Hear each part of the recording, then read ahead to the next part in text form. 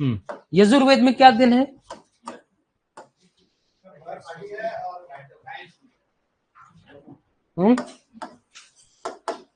Hymns तो नहीं है इसमें। यजुर्वेद में हाइम्स नहीं मिलता है। यजुर्वेद में हाँ रिचुअल्स का जिक्र है, रूल्स एंड रेगुलेशंस का जिक्र है फॉर परफॉर्मिंग यजनाज। ठीक है, यज्ञों के परफॉर्म करने के लिए रिचुअल्स का जिक्र है। ठीक है, लिख लेंगे इसको आप लोग। यजुर्वेद, इन this Veda rules and regulation, in this Veda rules and regulation for performing yajnas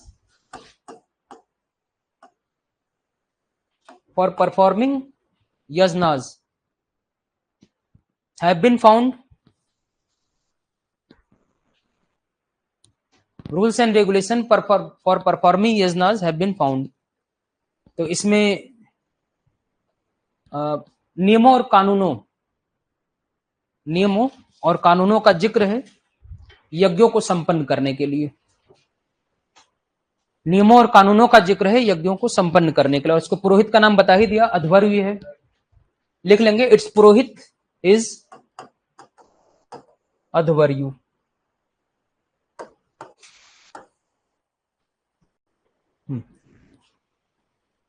it's पुरोहित इज अध्वर्यु। यजुर्वेद में एक चीज बस और है, बाकी इसमें और कुछ नहीं है। एकमात्र वेद है जो प्रोज एंड पोएट्री दोनों फॉर्मेट में लिखा गया है। ठीक है, गद्य और पद्य दोनों में लिखा गया है? अच्छा पोएट्री बोलना चाह रहे थे। हाँ, हाइम्स नहीं है, प्रोज पोएट्री है, लिख लें। इट इज द ओनली वेदा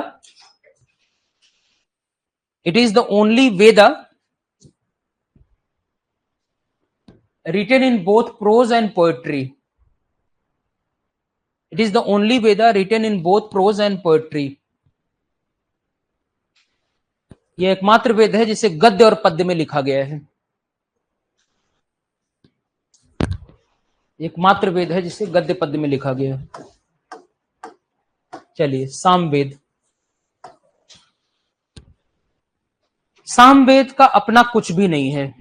ठीक है, सामवेद के जो भी मंत्र लिए गए हैं हाइम्स, वो सब ऋग्वेद से बोरो किए गए हैं, उधार लिए गए हैं। बट इसकी खास बात है कि इसे म्यूजिकल फॉर्म में कंपोज किया गया है। ठीक है, यानी गाने के सेंस में, गाने के अंदाज में कंपोज किया गया है। और इसीलिए इसका महत्व है कि भारतीय म्यूजिक का जन्मदाता माना जाता है इस वेद को। It has been treated as the origin of Indian music. ठीक है, ये कहा जाता है इसे है। तो सामवेद में अपना कुछ भी नहीं है, और इसके पुरोहित को उद्गाता कहा जाता है, और इसके मंत्र जो है उधार लिए गए हैं ऋग्वेद से, और इसे कंपोज किया गया म्यूजिकल फॉर्मेट में। यही इसके बारे में है। तो लिख लेंगे, इट्स पुरोहित इज उद्गाता। इट्स पुरोहित इज उद्गाता। इसके पुरोहित उद्गाता है। पुरोहित इज उद्गाता।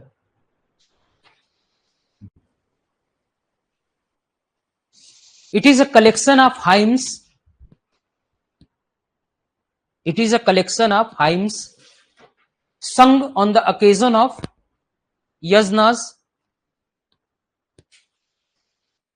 It is a collection of hymns sung on the occasion of yajnas. Sung on the occasion of yajnas. यह मंत्रों का संग्रह है यज्ञों के अवसर पर गाए जाने के लिए।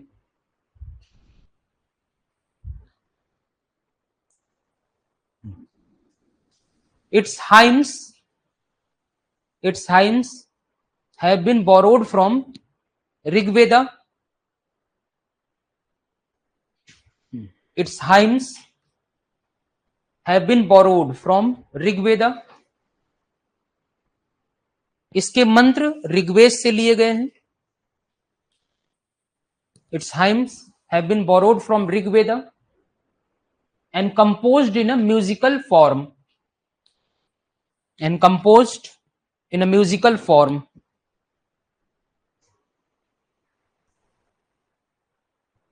तथा इसे संगीतबद्ध किया गया है, कंपोज्ड इन म्यूजिकल फॉर्म, इसे संगीतबद्ध किया गया है।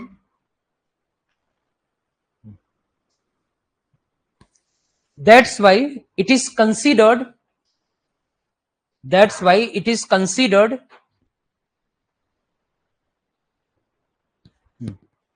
as the origin of Indian music. It is considered as the origin of Indian music.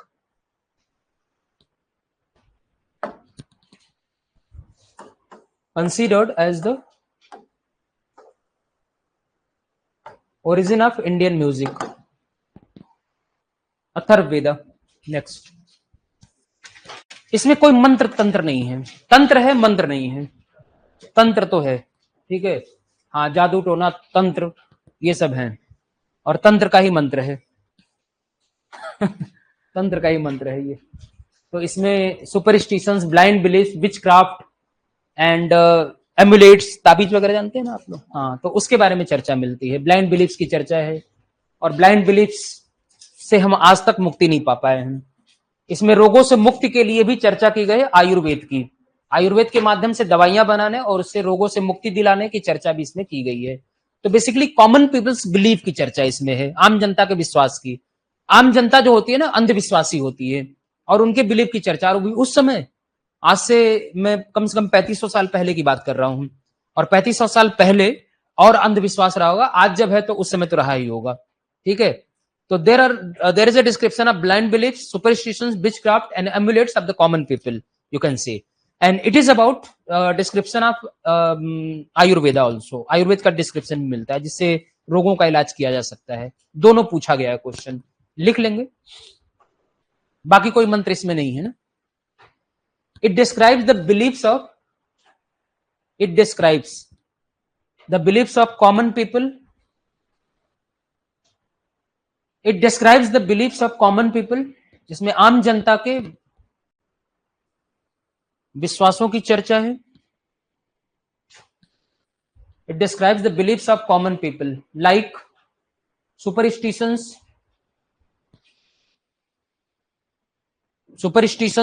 blind beliefs, witchcraft,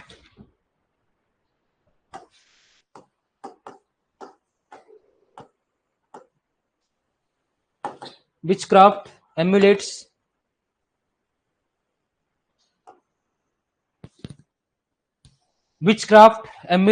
etc. अंधविश्वास, जैसे अंधविश्वास, भूत प्रेत, विचक्राफ्ट, ताबीज इत्यादि। It also describes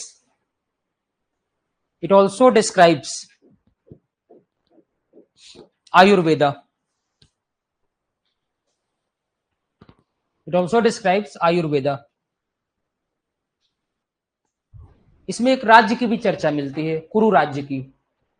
कुरु राज्य का फॉर्मेशन जानते हैं आप लोग? इतिहास पढ़ा होगा, थोड़ा बहुत आपको आइडिया होगा। कुरु राज्य कैसे बना था? ये बड़ी अनोखी कहानी है, दशराग युद्ध से जुड़ी हुई है। ये पांचाल नहीं मिलता इसमें, हाँ, भरत और पुरु, जिनके बीच दशराग युद्ध हुआ था 300-400 साल बाद, मतलब बहुत लंबा समय था। दोनों मिल जाते हैं और मिल करके कुरु राज्य बनाते हैं। कुरु राज्य कौरवों का राज्य था। कौरवों का राज्य जानते हैं ना? हस्तिनापुर राजधानी थी, बाद में इंद्रप्रस्थ हुई। जब हस्तिनापुर बाढ़ में बह गया ना, तब इंद्रप्रस्थ शिफ्ट हो गए और उसमें से कुछ ब्रांच चले गए इलाहाबाद के पास कौशाम्बी में, और कौशाम्बी में वत्स राज्य की स्थापना की उन्होंने। 6th सेंचुरी का महाजनपद है ये, बड़ा स्ट्रॉन्ग महाजनपद है 6th सेंचुरी का, ठीक है। वत्स महाजनपद, महाजनपद पर भी आएंगे। कुरु राज्य एक जनपद था, महाजनपद भी था, लेकिन इतना स्ट्रॉन्ग नहीं था। लेकिन लेटर वैदिक पीरियड में एक स्ट्रॉन्ग राज्य था ये, और 6th सेंचुरी में इसका महत्व उतना नहीं रह गया।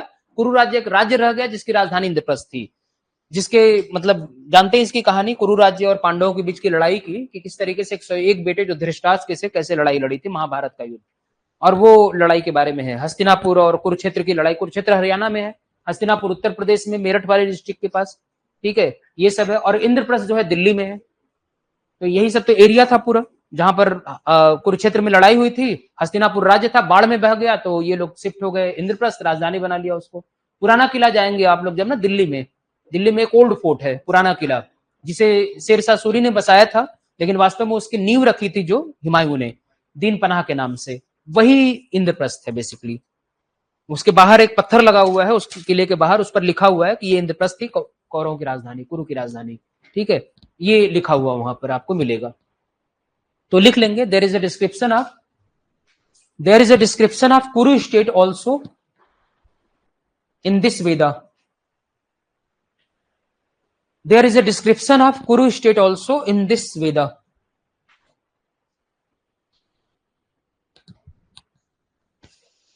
चलिए, वेद हो गए आपके ना, वेद हो गए, ब्राह्मण आते हैं। दूसरा पार्ट, ब्राह्मण। इसमें कुरु राज्य की चर्चा है, नहीं लिखा आपने, लिख लो। इसमें कुरु राज्य की चर्चा भी मिलती है।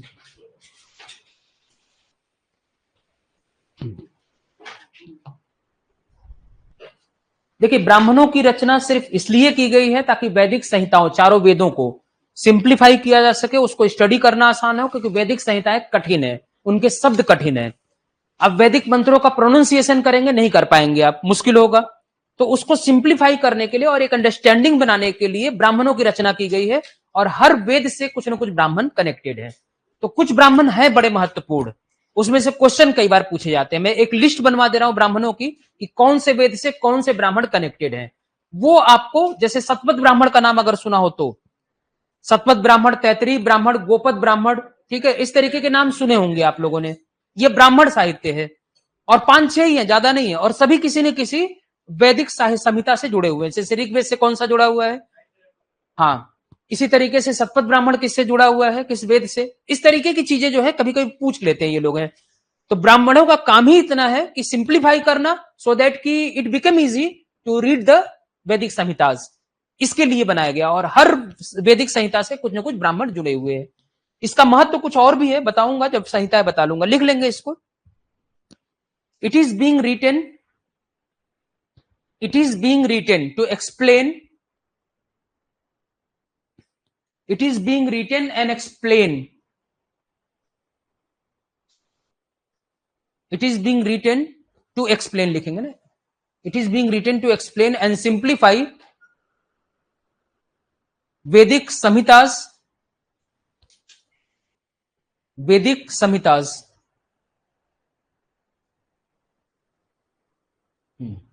इसे वैदिक संहिताओं को व्याख्या करने, वैदिक संहिताओं की व्याख्या करने और उसे सरल बनाने के लिए लिखा गया है। वैदिक संहिताओं की व्याख्या करने और उसे सरल बनाने के लिए लिखा गया है। फ्रॉम ईच वैदिक संहिता देयर इज सेपरेट ब्राह्मण टेक्स्ट। फॉर ईच वैदिक संहिता देयर इज सेपरेट ब्राह्मण टेक्स्ट। तो अलग अलग अब कर लेंगे आप लोग, डैश देंगे और पहला लिखेंगे, यानी प्रत्येक वैदिक संहिता के अलग अलग ब्राह्मण ग्रंथ हैं। तो पहला है ऋग्वेद। ऋग्वेद से 2 ब्राह्मण ग्रंथ जुड़े हुए हैं, उसमें से ऋग्वेद से पहला जो ब्राह्मण ग्रंथ जुड़ा हुआ है ऐतरेय, और दूसरा है कौशितकी, ठीक है, ऐतरेय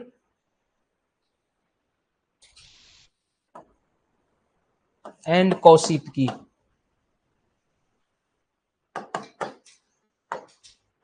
ऐतरेय एंड कौशितकी। यजुर्वेदा,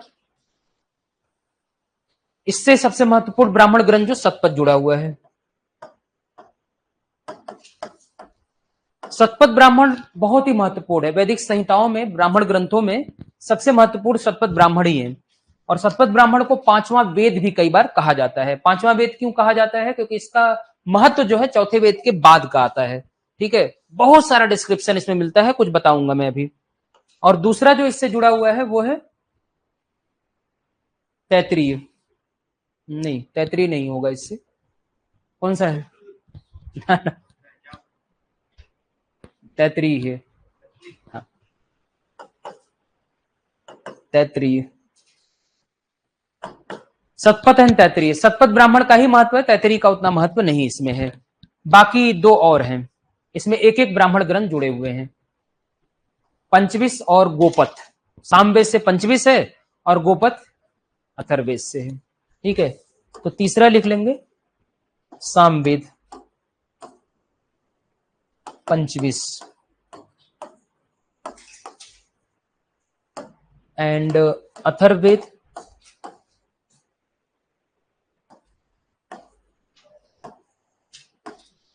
गोपथ। ये आपको लिख लेना है। एक लाइन ऐतरेय के बारे में लिखवा रहा हूं, एक दो लाइन सतपथ के ब्राह्मण बारे में, बस इतनी ही बातें आपको लिखनी है, इसमें ब्राह्मण खत्म हो जाएगा। ये नाम याद रखने हैं आपको। सतपथ कई बार पूछा गया है, किस ब्राह्मण से, किस वैदिक संहिता से जुड़ा हुआ है। ठीक है, कई बार पूछा गया है, इसको थोड़ा सा याद रख लेंगे। सतपथ सबसे महत्वपूर्ण इसमें है। सबसे पहले एक हेडिंग कर लेंगे ऐतरेय ब्राह्मण, ऐतरेय। ये Taittiriya, TAITRIYA।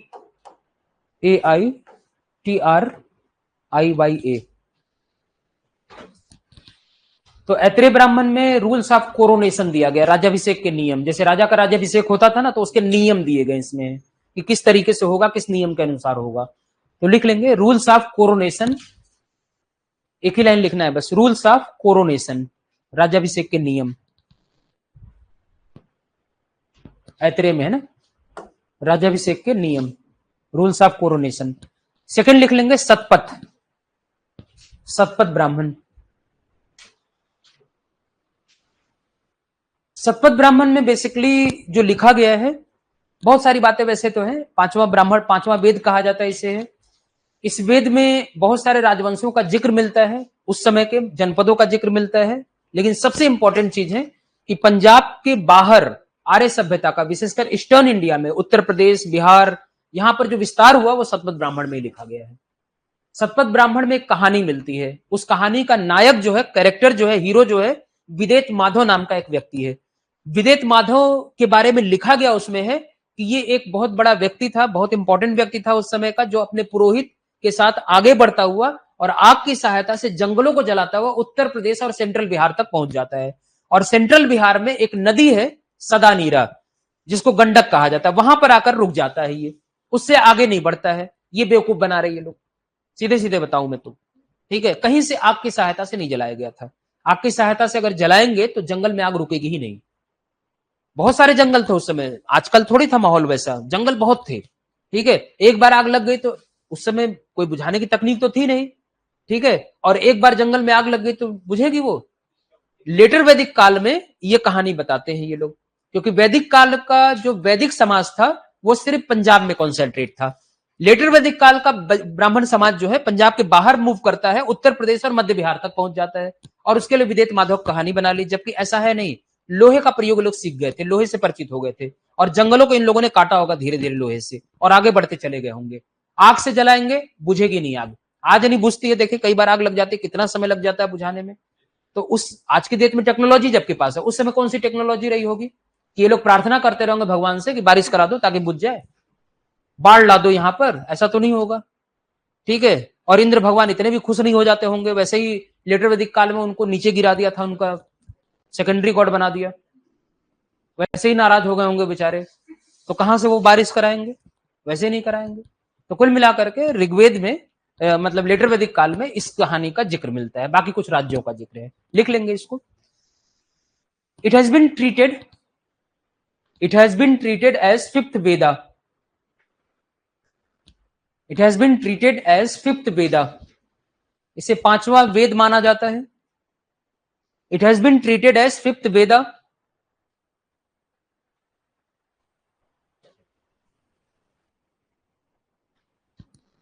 in this brahman in this brahman expansion of Brahman culture, expansion of Vedic culture लिख लेना, expansion of Vedic culture in the eastern India, expansion of Vedic culture in the eastern India, bracket में लिख लेंगे Uttar Pradesh and central Bihar, expansion of Vedic culture in eastern India, Uttar Pradesh and central Bihar, close the bracket, has been described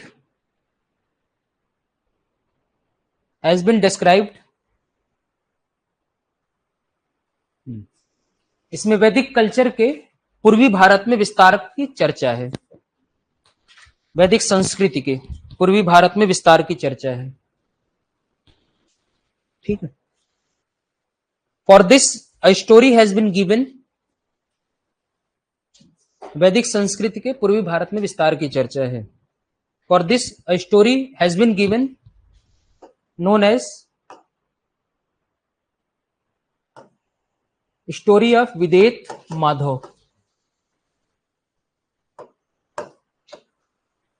known as story of Videt Madhav, story has been given known as story of Videt Madhav, ठीक है। इसमें एक कथा दी गई है,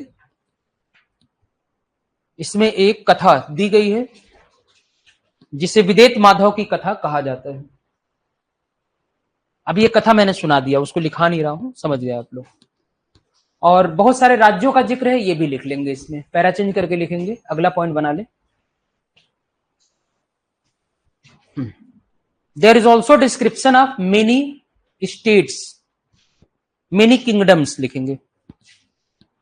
There is also description of many kingdoms in this text. There is also description of many kingdoms in this text. इस ग्रंथ में अनेक राज्यों की चर्चा भी है, लाइक जैसे Kosal, Panchal,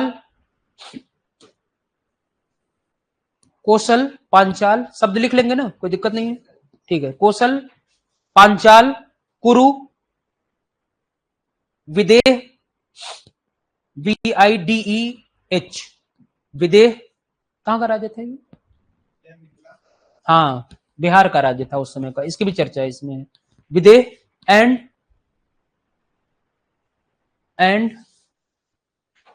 Kaikeya, KAIKEYA,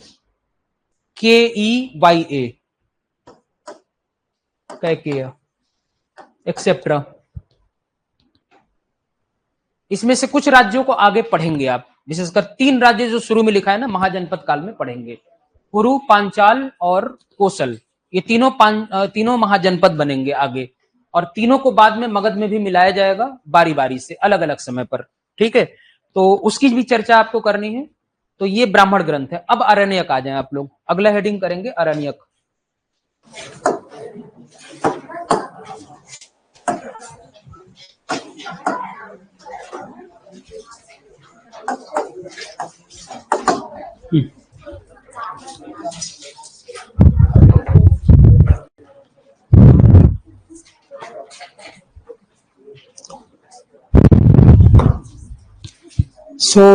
hello,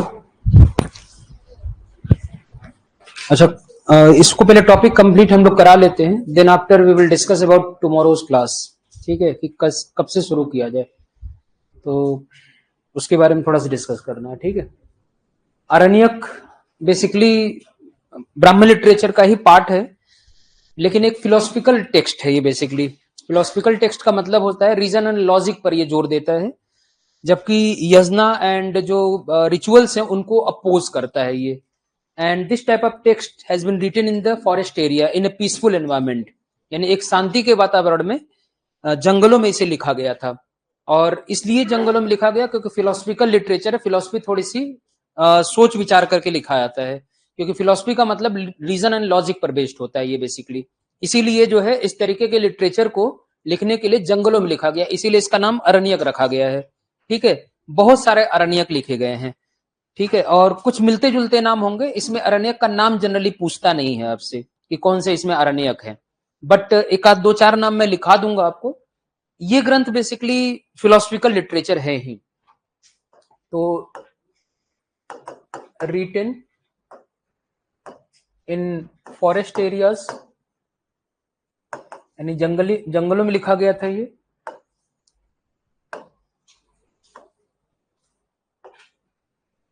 it is philosophical texts.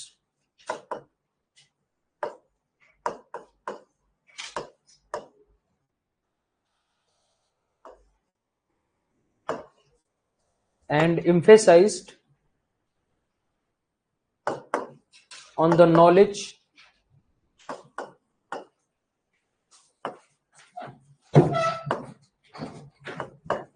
reason and logic. Emphasized on the knowledge, reason and logic. इस पर ये emphasize करता है। इस तरीके का टेक्स्ट ये लिखा गया है। ठीक है,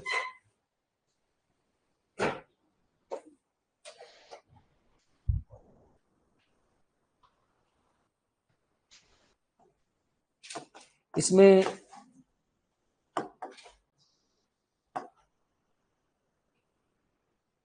बृहदारण्यक, कुछ एग्जाम्पल दे रहा हूं मैं।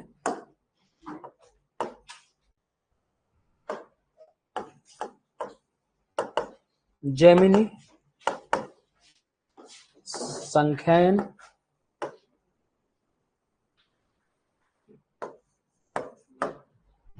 एक्सेट्रा। ठीक है, तो ये कुछ एग्जाम्पल्स हैं। Brihadaranyaka, Jaimini, Sankhayana, etcetera. These are the, and इसमें कुछ हिस्टोरिकल टेक्स्ट भी मिलता है। ऐसा नहीं कि हिस्टोरिकल एलिमेंट नहीं है, केवल दर्शन ही दर्शन है, कुछ हिस्टोरिकल एलिमेंट भी इसमें है। There are some historical elements also.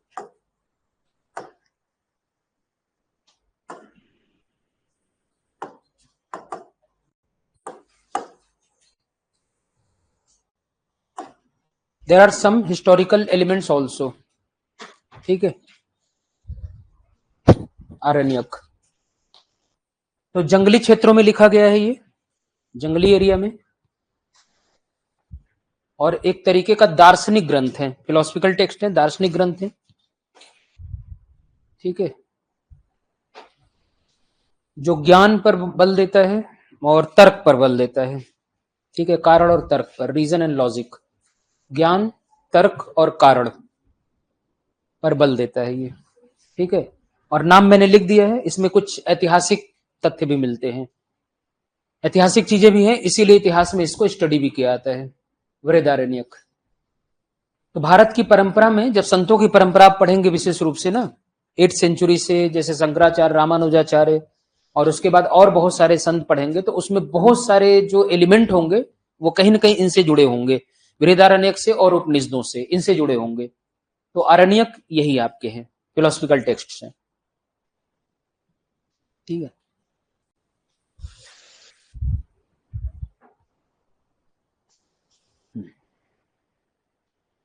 हो गया, कंप्लीट कर लिया आप लोगों ने?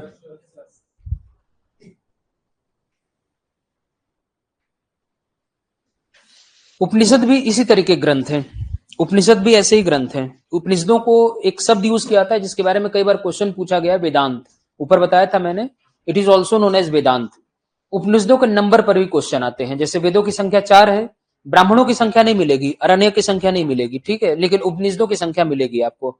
There are certain numbers, a fixed number there, and it is Upanishad सार नहीं, अरे 108 उपनिषद सार 108, 108 हैं।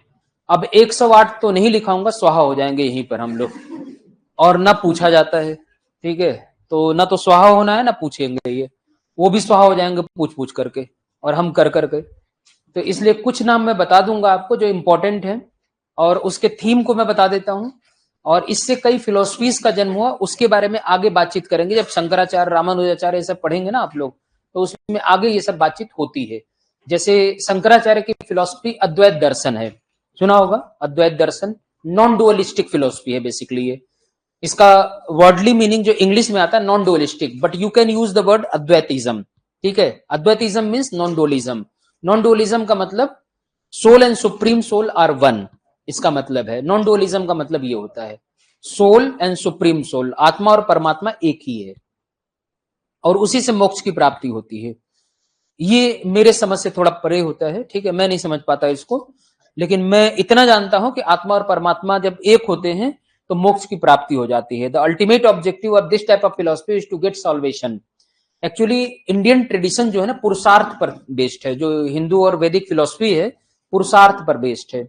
4 पुरुषार्थ की बात की गई है, ठीक है, हिंदू फिलोसफी में 4 पुरुषार्थ में पहला जो है धर्म है, ठीक है, दूसरा है अर्थ, धर्मा, अर्था, कामा एंड मोक्षा, ये 4 पुरुषार्थ होते हैं। अल्टीमेट ऑब्जेक्टिव जो ह्यूमन बीइंग का होता है हमारी इंडियन फिलोसफी के अनुसार, अब पता नहीं आज होता है कि नहीं होता, लेकिन इंडियन फिलोसफी के अनुसार मोक्ष होता है, साल्वेशन, टू गेट साल्वेशन, ठीक है। धर्म का मतलब होता है to adopt certain time of religion, dharma, सभी धर्म कर्म करते रहते हैं, ठीक है। और अर्थ का मतलब होता है अर्थ मतलब धन, तो धन से जुड़ा हुआ शास्त्र है, उस पर अर्थशास्त्र लिखा गया है। धर्म पर धर्मशास्त्र लिखा गया है, ठीक है। और कामा, कामा का मतलब होता है एक तरीके से इच्छा, और कामा का मतलब है कि कामसूत्रा इस पर लिखा गया है, कामा सूत्रा जो गुप्ता काल में लिखा गया। और तीसरा जो मोक्षा के लिए है उपनिषद लिखेगा उस पर है, ठीक है, दर्शन फिलोसफिकल टेक्स्ट लिखे गए हैं, उसी पर उपनिषद पूरा बेस्ड है ये, ठीक है। वैसे दर्शन केवल एक ही नहीं है, 6 दर्शन आते हैं, उसमें से उपनिषदों से जुड़ा हुआ एक दर्शन है, उत्तर मीमांसा कहा जाता उसको है, ठीक है, इसे उत्तर मीमांसा कहते हैं। सुना होगा आप लोगों ने सांख्य दर्शन, योग दर्शन, वैशेषिक दर्शन, ठीक है, पूर्व मीमांसा, उत्तर मीमांसा, इस तरीके से सुना होगा आप लोगों ने। तो ये अलग अलग चीजों को बयां करते हैं। जैसे सांख्य दर्शन सबसे ओल्डेस्ट है। सांख्य दर्शन कहता है कि धरती के जन्म का जो कारण है ना, ईश्वर नहीं है, ये नेचर है। तो मेटेरियलिस्टिक फिलोसफी है, बेसिकली ये मेटेरियलिस्टिक फिलोसफी है, यानी अर्थ के ओरिजिन का जो कारण बताता है वो ईश्वर को नहीं मानता है बल्कि नेचर को मानता है, ठीक है। तो मेटेरियलिस्टिक फिलोसफी, इसी पर विश्वास करते आजीवक धर्म के लोग। आजीवक धर्म जिसको एक संत ने इसे ओरिजिनेट किया था और इसको आगे बढ़ाया था, नाम बता दें आप लोग उस संत का। आजीवक धर्म के जो फाउंडर थे, कभी जैन धर्म मानते थे, बाद में आजीवक धर्म बना लिया था उन्होंने अपना धर्म। 6th सेंचुरी में महात्मा बुद्ध और जैन धर्म के समय ही इसका ओरिजिन हुआ था।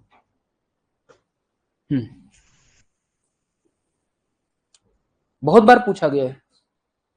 मस्करी पुत्र गोसाल या मक्खली पुत्र गोसाल भी कई बार कहते हैं, ये नाम सुना है कि नहीं कभी आप लोगों ने?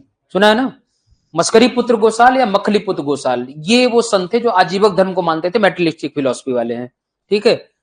और चारवाक का नाम सुना है? चारवाक के बारे में एक बड़ी आलोचना वाली बात कही जाती है कि इनका कहना है, मतलब ये उनकी आलोचना में ही लोग कहते हैं, बाकी ये वैसे है नहीं, ठीक है। इनकी आलोचना में कहते हैं, इनका कहना है कि जब तक जियो उधार लेकर भी घी पियो, ठीक है, जब तक जियो उधार लेकर घी पियो, ठीक है। ठीक है, तो ये मेटेरियलिस्टिक फिलोसफी, मतलब ऐसा है नहीं, इनका थीम वैसा नहीं है, लेकिन इसी तरीके की बात कहते हैं वो। इनको लोकायत दर्शन इनका कहा जाता है। लोकायत दर्शन भी सांख्य फिलोसफी ही है, ठीक है।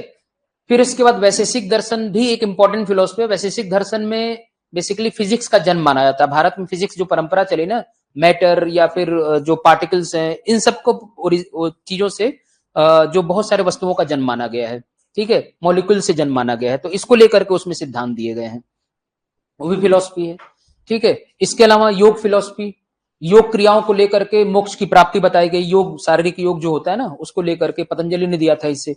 तो अलग अलग फिलोसफीज हैं। इनसे जो जुड़ी हुई फिलोसफी है ना, उपनिषदों से, अरण्यक और उपनिषदों से, वो अंतिम फिलोसफी का पार्ट है, 6th एंड लास्ट, उत्तर मीमांसा उसको कहते हैं। और वो तर्क और लॉजिक पर बेस्ड होता है, लॉजिक और तर्क। There are some dualistic philosophy और नॉन डुअलिस्टिक फिलोसफी। डुअलिस्टिक का मतलब होता है कि soul and supreme soul are different, and non dualistic का मतलब होता है soul and supreme soul are one, एक ही होते हैं। ये डुअलिस्टिक एंड नॉन डुअलिस्टिक होता है। थोड़ा सा अंदर की बात है, मैं भी बहुत ज्यादा जानता नहीं हूं, जितना जानता हूं उसमें से कुछ पार्ट में बता चुका हूं आपको अभी अभी, ठीक है। इसके बाद जब बताऊंगा ना थोड़ा बहुत, अगर मौका मिला तो थोड़ा बहुत और बता पाऊंगा, क्योंकि फिलोसफी से मेरा 36 का आंकड़ा रहता है, थोड़ा सा मतलब मैं समझ नहीं पाता ना, वो मुझे समझ पाता है, ठीक है। तो इसलिए मैं थोड़ा सा दूर रहता हूं कि ये आत्मा परमात्मा कब मिलते हैं वही जाने, मिलाते रहे वो लोग, हमें क्या लेना देना है, ठीक है। इससे लेना देना नहीं है, इसीलिए इस तरीके की फिलॉसफी विश्वास नहीं है मेरा। थोड़ा एक बार कोशिश की थी समझने की, जब मैं ग्रेजुएशन कर रहा था ना, तो फिलॉसफी सब्जेक्ट बहुत हिट हुआ करता था उस समय ऑप्शनल पेपर में, ठीक है। तो समझने की कोशिश की थी मैंने सोचा कि इलाहाबाद से मैंने ग्रेजुएशन किया, तो इलाहाबादी लोग जो होते हैं ना, वो मतलब 2-3 चीजों में बहुत बैडली पॉपुलर होते हैं, मतलब कुख्यात जिसको कहते हैं, ठीक है। एक तो फिलॉसफी लेना पसंद करते थे, और आज भी लेना वो पसंद करते हैं उसे, ठीक है। फिलॉसफी सब्जेक्ट बहुत पॉपुलर सब्जेक्ट उनके बीच का रहा है, इलाहाबादी लोगों के बीच। तो मैं इलाहाबादी बन नहीं पाया, क्योंकि मैं ग्रेजुएशन के बाद निकल गया वहां से, दिल्ली चला गया। तो दिल्ली पहले दिल्हाइट हो गया इलाहाबादी से, ठीक है। तो वहां पर चीजें बदल गई। फिर उसके बाद दूसरी चीज जो वहां की कुख्यात है, बैडली पॉपुलर है, कि वो डीबीसी यानी दाल भात चोखा, उसको खा करके सो जाते हैं ये। दोपहर में बनाएंगे इत्मीनान से, खूब भर करके खाएंगे पेट में, और उसके बाद इतना भारी पेट हो जाएगा कि नींद तो आनी आनी है, ठीक है। वो हल्का तो रहेगा नहीं पेट, वो इतनी भारी हो जाएगा कि आना ही नींद है। तो डीबीसी उनका पूरा टारगेट रहता है कि दोपहर में पूरा दोपहर भर खाना बनाएंगे, फिर उसके शाम को 6 बजे तक सोएंगे वो। खाने के बाद 6 बजे जब उठेंगे तो यूनिवर्सिटी चौराहा वहां पर है, वहां पर टहल करके आएंगे चाय वाय पी करके, ठीक है। और चाय पी करके जब आएंगे 2 घंटे बाद, तो 8 बजे से फिर खाना बनाना शुरू करेंगे वो। और फिर खा के सो जाएंगे। यही उनका टारगेट रहता है, इन्हीं के आसपास टारगेट वो रखते अपना है। तो हॉस्टल का जीवन मैक्सिमम का होता है, जो सोने वाले होते हैं ना मैक्सिमम हॉस्टल में जीवन जीते हैं, फ्री में हॉस्टल मिल जाता है कुछ रुपया दे करके, और कभी कभी ताकत से भी हॉस्टल पा लेते हैं ये लोग। तो कुल मिलाकर के ऑलमोस्ट फ्री का जीवन होता है, और चावल दाल वगैरह और आलू ये घर से उठा लाते हैं, तो बाजार से कुछ खरीदना नहीं होता। बाजार से कुछ नहीं खरीदना है इनको, तो ये सब उठा करके ले आते हैं, और उसके बाद जो है अपना जीवन जीते वहीं पर है, ठीक है। कभी कभी बहुत सारे दोस्त मिलकर के खाना पीना बनाते हैं और खा करके मतलब एंजॉय करते हैं वो लोग जीवन को, ठीक है। उसके बाद जो वेद लेकर बैठते हैं ना पढ़ने के लिए, रट्टा मारते हैं वो एकदम से, ठीक है। मतलब रटने वाला, उनके सामने अगर इतिहास में पढ़ा दूं, तो अपने आप में मैं इतिहास का सबसे बड़ा टीचर भारत का बन जाऊंगा, ठीक है। लिटरली बताऊं कि अगर मैंने इतिहास उनके सामने पढ़ा दिया, मतलब इतिहास में बहुत इंटरेस्ट उनको है। मैंने 2 लोगों को इतिहास में बहुत इंटरेस्ट देखा है, एक तो उत्तर प्रदेश और एक बिहार में। बिहार का तो पूरा एंशिएंट हिस्ट्री बिहार से ही जुड़ा हुआ है, तो इन लोगों को बहुत देखा है मैंने इंटरेस्ट में, और एक इलाहाबादी लोगों को, ठीक है। इनमें भी मैक्सिमम बिहार से ही आते हैं और उत्तर प्रदेश वाले हैं। तो इनका भी इतिहास से मतलब सबसे आसान सब्जेक्ट है ना ये, ज्यादातर फैक्चुअल है और आसान है, बहुत मुश्किल नहीं है, बस आपको थोड़ा सा रिदम बनाना होता है उसमें है। अब जैसे इकोनॉमिक्स पढ़ेंगे ना, टफ लगेगा ये, ठीक है। इससे उनको 36 का आंकड़ा है इकोनॉमिक्स से, लेकिन ये वाला सब्जेक्ट ना उनके मतलब उनके बीच अगर पढ़ा लिया, तो मान ले कि आप भारत के सबसे अच्छे इतिहास के टीचर हैं, आपसे अच्छा टीचर कोई हो नहीं सकता है, क्योंकि वो ऐसे ऐसे फैक्ट लेकर बैठे रहते हैं ना कि आपको परेशान कर देंगे क्लास में। क्लास आपने कर लिया उनका ना, मतलब आपने ले लिया क्लास उनकी, तो वो ऐसे ऐसे क्वेश्चन पूछेंगे, या तो बड़े अच्छे अच्छे टीचर भाग गए उनके पास से, मैं अब नाम नहीं लूंगा, बड़े अच्छे अच्छे टीचर को भगा दिया इन लोगों ने। और मुखर्जी नगर के और साउथ दिल्ली के one of the best teacher में से रहे हैं, उन सबको भगा दिया इन लोगों ने, ऐसे ऐसे रहे। तो ये तो हालत है इन लोगों की, फैक्चुअल नॉलेज बहुत है इनके पास, लेकिन वही कि पीटी से आगे कभी बढ़ नहीं पाते ये लोग, मेंस तक तो पहुंचने की बात ही दूर है। उनका टारगेट रहता है कि 10-20 साल यहीं रहना, आराम से जीवन जीना है, डीबीसी खाना है, और अगर निकल गया पीटी तो अच्छी बात है। पीटी निकलने के बाद थोड़ा गर्व भी महसूस होता है उनको, जैसे यूपीएससी का पीटी निकल गया ना, तो बड़े थोड़े से कॉन्फिडेंस के साथ मार्केट में चलते हैं, और थोड़ा सा शोर शराबा करते हैं मार्केट में, ठीक है। हाँ, ताकि लोग जाने कि मेरा पीटी निकल गया, लेकिन पीटी से आगे बढ़ते नहीं है लोग, प्रॉब्लम है, क्योंकि मेंस इनका तैयार होता नहीं है। और मैं वहीं पर निकल गया ना यहाँ से, तो अच्छा कर गया, नहीं तो मैं भी पीटी मास्टर ही बनकर रह जाता वहां पर। हाँ हाँ, और डीबीसी तो मैंने किया ही है कुछ समय, ऐसा नहीं है कि मैंने नहीं किया है, मैं भी था। लेकिन इतना नहीं खाता था। टारगेट लेकर गया था कि 12वीं के बाद टारगेट था ये कि ग्रेजुएशन भी करना है, साथ साथ कुछ तैयारी भी करनी है, ताकि कुछ चीजें आ जाए हमें समझ में। फिर कुछ मित्रों की जो मंडली हमारी जा रही थी दिल्ली की तरफ, तो हमने भी उनको साथ पकड़ लिया कि चलो मैं भी चलता हूँ, ठीक है। घर से परमिशन लिया, पकड़ लिया, साथ दिल्ली पहुंच गया। दिल्ली में कुछ दिन तो हवा नहीं लगी, फिर जब हवा लगी तो ऐसी लगी कि मत पूछें, ठीक है। दिल्ली छोड़ने का तो मन करता है, लेकिन पहले नहीं करता था, अब करता है। अब रहने का मन नहीं करता दिल्ली में, ठीक है। एक तो दिल्ली से बुरी यादें भी जुड़ी हैं फेलियर होने की, ठीक है, मतलब फेल हो गया अल्टीमेटली, पास नहीं हुआ तो फेल ही हो गया ना, ठीक है। और दूसरी चीज है कि अब प्रदूषण पोल्यूशन, और वहां रहने के लिए जगह अब नहीं रह गया है, बहुत है। मतलब रांची तो फिर भी ठीक लगता है मुझे, क्योंकि यहाँ पोल्यूशन थोड़ा अभी कम है, लेवल कम है, ठीक है। पटना में पोल्यूशन बहुत है, अल्टीमेट पोल्यूशन। मतलब यहाँ पर अभी माहौल में इस तरीके से बिना गर्मी के रह ले रहा हूँ ना, यहाँ पर बहुत गर्मी है, बारिश भी हो रही है और उमस तो इतनी जबरदस्त है कि मैं क्या बताऊं। और दिल्ली की भी वही हालत रहती है लगभग उसी तरीके की, तो अच्छी नहीं है। मतलब रहने के लिए आइडियल ये दोनों प्लेसेस नहीं है, ठीक है, आइडियल प्लेसेस नहीं है। कुछ ऐसी जगह पर जाना है जहां पर थोड़ा सा शांति के साथ रह सके बिना पोल्यूशन के। अल्टीमेटली क्या है कि पोल्यूशन शरीर में जाएगा और आपका लीवर और पता नहीं क्या का डैमेज कर देगा, पता नहीं है। और बच्चे छोटे छोटे हैं तो कम से कम उन सबों को भी देखना है।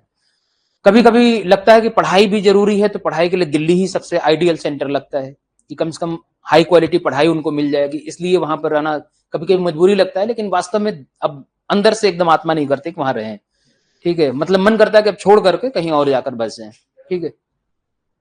अब देखेंगे अब बाबा थोड़ी बनना है अब क्या लगता है आपको, बाबागिरी करें अब? मतलब यही रह गया है कि चले अब दाढ़ी बढ़ा लें, उसको सफेद रंग से रंग लें पूरी तरीके से, बाल बढ़ा लें, जो थोड़ा बहुत सफेद हो गया और सफेद कर लें रंग करके, ठीक है। और कुछ मंत्र वंत्र पढ़ लें, थोड़ा सा रट्टा मार लें, फिर उसके बाद किस तरीके से समोसा खिलाना, किस तरीके से चटनी खिलाना है, वो सब सीख लें, फिर उसके बाद शुरू कर दें। सबसे अच्छा व्यवसाय है वैसे ये चलिए।